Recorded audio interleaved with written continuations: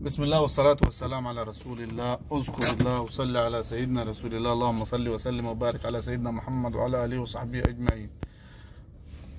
وظهر الحق وزهق الباطل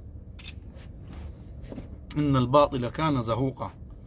سبحان الله، إن الله يمهل ولا يهمل، وإن الله لا يصلح عمل المفسدين. أخيرا وبعد 60-70 سنة مرتضى منصور تخلصنا من مرتضى منصور.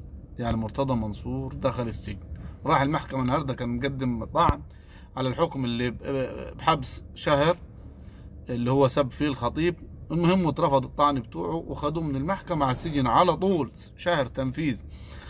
بما يترتب عليه، يعني ما الذي سيترتب على هذا القرار؟ أول شيء عزل رئيس نادي الزمالك من رئاسة مجلس إدارة نادي الزمالك. فهل المجلس كله يتحل؟ لا طبعا، يعمل انتخابات، إعادة انتخابات على مقعد الرئيس، زي كأنه لم يكن توفى أو حصلت له أي حاجة. إلا إذا الأعضاء كلهم استقالوا، ففي حين في الموضوع ده يعني يرشحوا المجلس كامل. فكل اتشتمت، وكل تثبت، وكل واحد انتهك عرضه مرتضى منصور.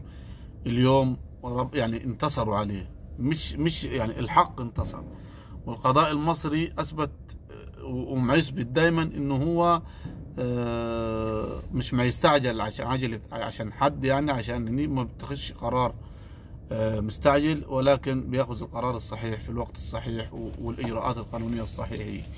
مرتضى منصور حاول بكل الطرق اللي تنفع واللي ما تنفعش انه يتهرب من الحبس، ولكن إرادة الله أقوى من إرادة أي شيء.